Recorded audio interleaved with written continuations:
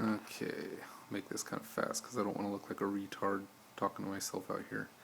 So this is the '97 Tahoe. I'll just go through and open some doors here.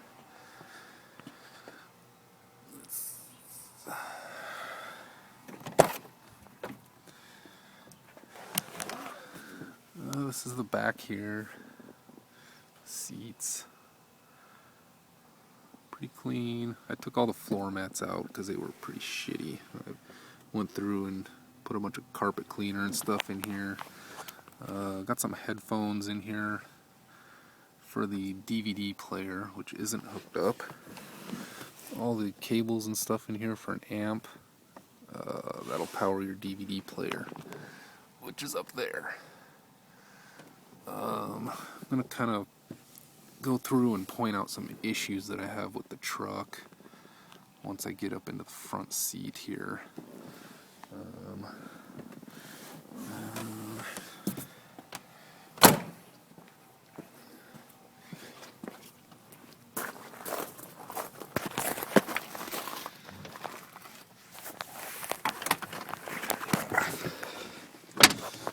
So this is the front. All the gauges work and everything. Those two switches don't do anything. Don't know what they're for. Got your DVD player, CD player. Up here are your PIA lights. Passenger seat. Door. Now if you look here, there's a small crack there. I don't know, guy pulling the dash apart to put the radios in or whatever, I don't know. But you got your cup holder here. Another issue here, there's a black rubber square that is supposed to go in there. I don't know where that is. Guy that had it before me was probably going in the steering column there. It's got a brake deal for towing.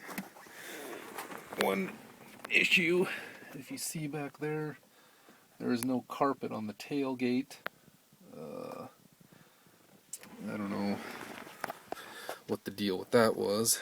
Got a cable for USB or for your iPhone, winch controller, remotes for the DVD player and the radio. What else?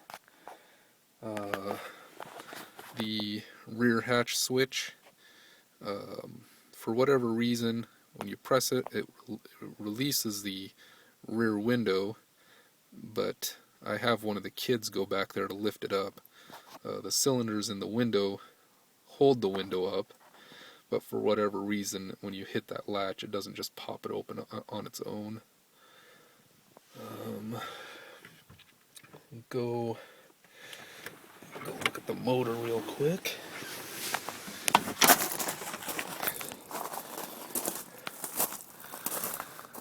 The shocks need to be cleaned up a bit.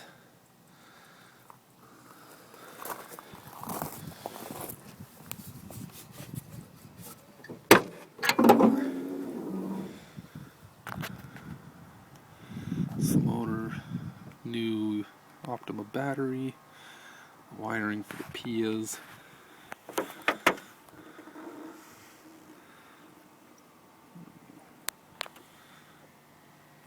Pretty clean. I went and detailed it the other day. K&N filter. It's got a cam. Long tube competition headers, which the passenger side has a crack on the collector somewhere in there. You can see they tried to weld it once before, but in order to really fix it, you're going to have to pull the header off to re-weld it. Just a few bolts. New control arm bushings, all that stuff. Underneath, you'll see see a little wet spot right there. Well, I think it's coming off of this little actuator here that goes into the differential. I thought that maybe it was coming off of the front of the oil pan, but if you look up in there, it's actually dry. There's no dripping coming off of there or nothing. So I don't know. It's got to be where did it go? Yeah, right there, just coming off the bottom of that actuator there. I haven't pulled that off yet. Transmission is supposed to have been rebuilt with a bunch of heavy duty stuff for towing. Yeah, get out of here. A little bit of overspray underneath the truck from when I had it painted. Back in here too. I wasn't going to go through and just paint everything underneath the truck black, just so it'd be clean. I'll go through other driver's side. Seats in good shape. Carpet a little bit dirty, but not too bad. I've got 4 new bulbs for the Pias and 2 wiring harnesses because only one of the Pia lights is working right now, and I haven't put any of those in yet. But I've got the all the way for the switch. The whole wiring harness comes with the switches, all the wires, everything, all for those Pia lights.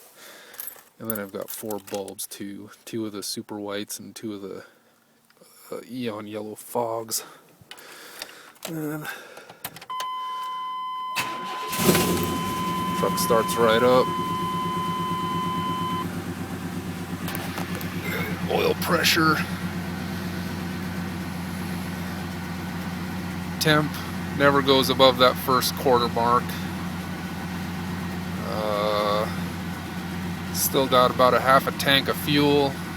I fueled it up back in the beginning of December, so you can see that I haven't driven it a lot at all.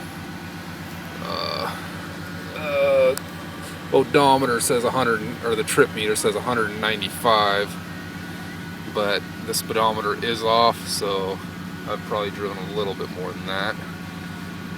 4-wheel drive, that all works and everything. Pia lights light up when you turn the truck on. That little red dot there, that's for the little DVD sensor deal. And well, that's about it, I guess. I don't really know if there's anything else you wanted to see. Like I said, I put that tire gate on there. Basically, I bought this truck for $5,000. Basically, I wanted something for the winter time, just in case it snowed over here, because I've got that little car there. That's my go to work car. But yeah, it just didn't end up snowing, so I never drove this thing to work, and I've just kind of been fixing it up. You know, I put about $750 into the steering when I first got it because it was loose. I still think it's loose, but the guy at the alignment shop says it's just a Chevy thing. But I don't know. I guess you can see for yourself how it feels. I like really stiff steering, but yeah. So I put the money into that. The winch, it's an 8,000 pound Smitty built winch, synthetic rope. I put about $500 into that. $200 for all the wiring for the Pia lights and the bulbs. The new battery was about 150. Once I got my tax return, that was $6,400. I dropped all that on the paint job, the tires, the wheels, full matching spare, the gas cans, all that stuff on the tire rack. And shut that off. And one more thing.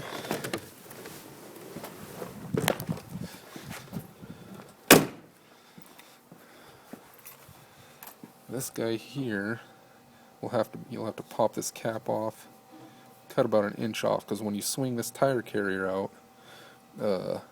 this is in the way about an inch or so for dropping the tailgate all the way down. And seeing as how the truck's got a nice new paint job, I don't want to mess that up.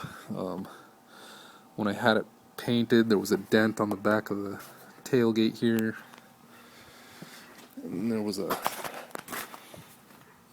little dent right here where somebody rubbed up on something. But yeah, oops, got a lock there. License plate mount.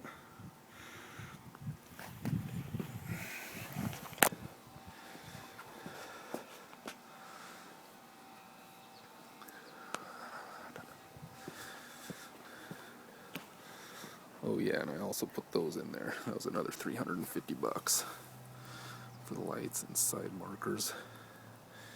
Got the Pias winch, that cover, more of the motor, K&N filter. That's about it.